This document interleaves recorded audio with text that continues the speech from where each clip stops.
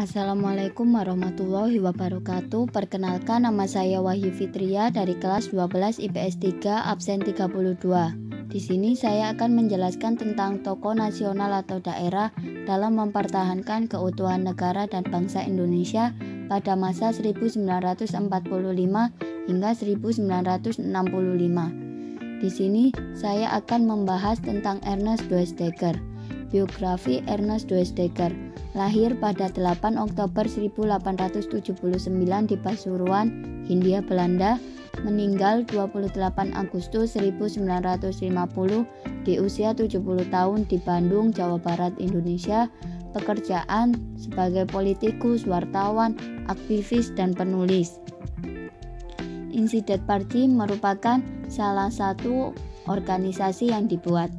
Berangkat dari organisasi kaum Indo, Insidebon dan Insulin, ia menyampaikan gagasan suatu ide atau Hindia baru yang dipimpin oleh warganya sendiri, bukan oleh pendatang.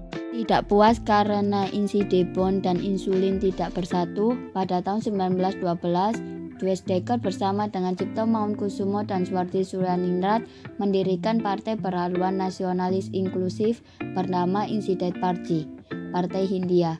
Kampanye ke beberapa kota menghasilkan anggota berjumlah 500.000 orang dalam waktu singkat. Semarang mencatat jumlah anggota terbesar, diikuti Bandung. Partai ini sangat populer di kalangan orang Indo dan diterima baik oleh kelompok Tionghoa dan pribumi, meskipun tetap dicurigai pula karena gagasannya yang radikal.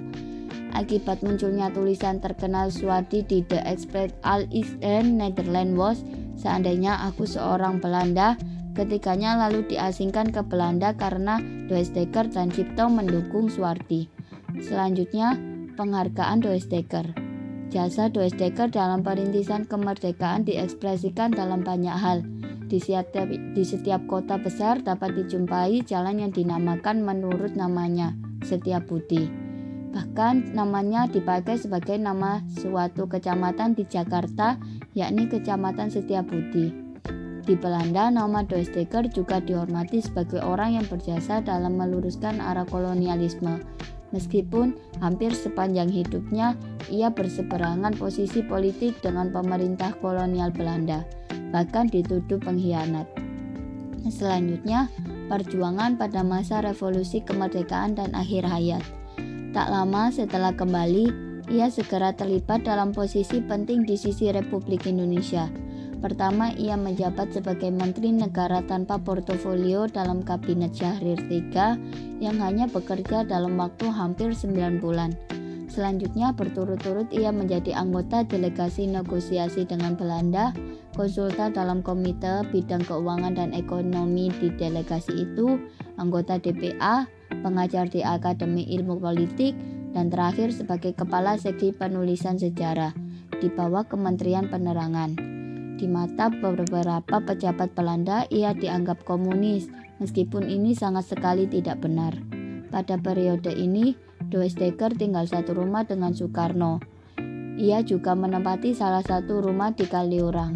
Dan dari rumah di Kaliurang inilah pada tanggal 21 Desember 1948, ia diciduk tentara Belanda yang tiba 2 hari sebelumnya di Yogyakarta dalam rangka aksi polisionil.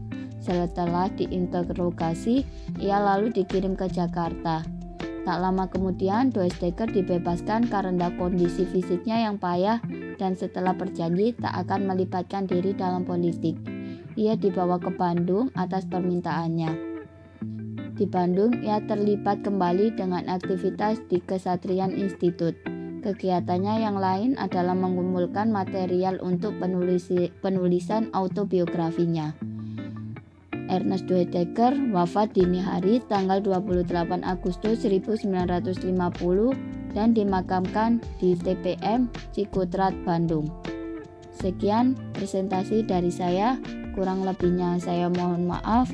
Wassalamualaikum warahmatullahi wabarakatuh.